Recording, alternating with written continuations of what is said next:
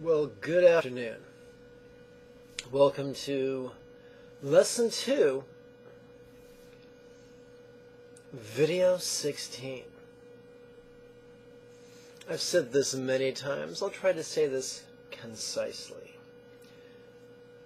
Number one, there are a bunch of links below this video. If you can't see them, then all you need to do is find the, oh goodness, where is it? Is it over here? There it is. Find the YouTube icon. Give that a click or two. There you go. That should take you to the YouTube dedicated page. About an inch or so below the video, you'll see a button that says Show More. When you'll see a plethora of links. You'll see a link for the Facebook page, Buddha Joy.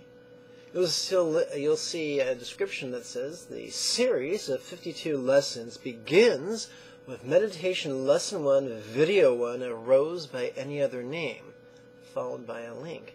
If this is your first time watching my talking head, if this is your first time participating in the meditation lessons, then start there. Beneath that, there's two links beneath that. It says download the latest free practice materials at blah blah blah. Then it gives you the exact place to download the free practice materials. That's what you should do. So the answers to all the questions you are probably asking or should be asking are found below the video. So at this point, I'm going to give you the benefit of the doubt. I'm going to assume that you paused the video, you downloaded the free practice materials, and you've watched all the videos in order, starting with Lesson 1, Part 1. So now you're up to speed and you are raring to go. So, hopefully you have joined me on the first set of lesson texts, page 15. Sometimes there's a numbering debacle. You know you're on page 15 because the first part of the text reads, "He is brilliant." Those should be the first words on the top of the page.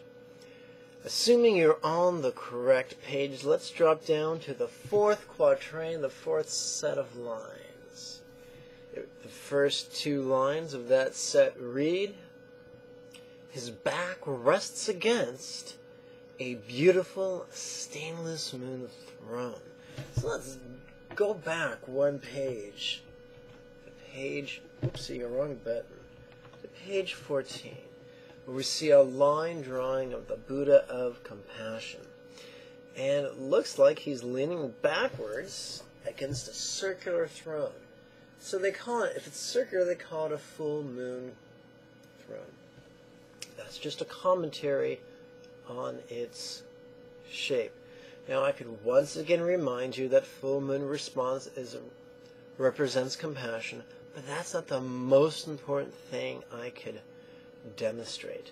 I want to turn your attention to something much more interesting. So let me access the camera right quick. I'm going to turn sideways. So here's the deal. I was teaching a meditation class, and my students were sitting in chairs. I'd say, hey, have your feet flat on the ground, have your tush at the edge of the chair, your head over your shoulders over your pelvis, and absolutely do not lean back and slouch unless you're horribly, horribly sick. If you can sit up, then by all means sit up. Yet here we have this Buddhist iconography, this Buddhist art, and the Buddha slouching back. Why? Why is that important? Glad you asked. See, here is the deal. The Buddha is not some god come from Mount Olympus to snare at us mere mortals. The Buddha was born like every other human, screaming and covered in slime. Chenre Zig, Avalokiteshvara, Kuan Yin, whatever you want to call him, is a human, flesh, blood, and bone. full of anger, fear, and sorrow, just like all of us. The only thing that made him different is he found a spiritual teacher, he enthusiastically applied his instructions, and he got fabulous results. So, Avalokiteshvara, Kuan Yin, Chenrezig, Zig, the Buddha of compassion, call him what you will, he remembers what it's like to be a human. He remembers what it's like to be physically tired. He remembers what it's like to be emotionally tired.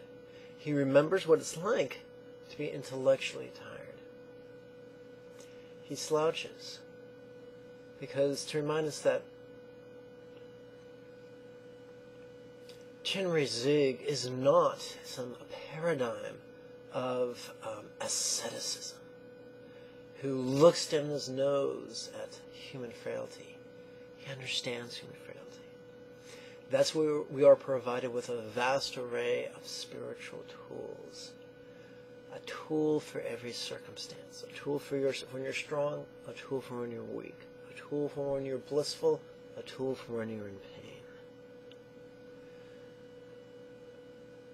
The Buddha that we invoke and the teacher whose instructions you should be relying upon understand every physical, every human circumstance. And if you're honest with them and ask for help, you'll get the specific help you need to cope with the specific circumstance you're in. In this lineage of Tantric Buddhism, this lineage of non-sectarian Buddhism, we honor the teacher not through bowing or through flowery words of praise, but by enthusiastically applying his instructions. Chenrezig Zig requires no reassurance of his self-worth. He is not insecure. We invoke Chenrezig Zig through his mantra, or through his name, or through his syllable, because it helps our karma. It gives us the energy we require to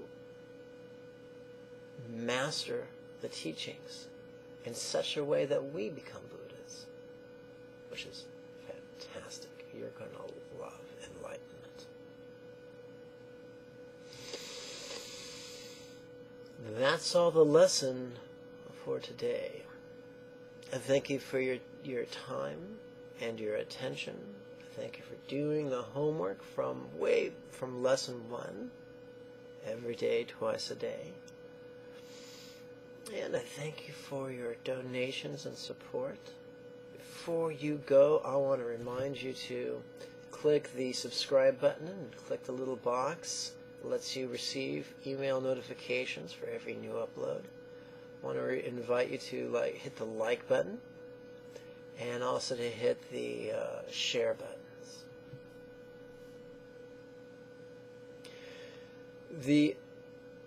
One of the links below the video is to help you register for the next series of weekly webinars. When do they begin? Monday, the 7th of January. I'll see you then. Bye-bye.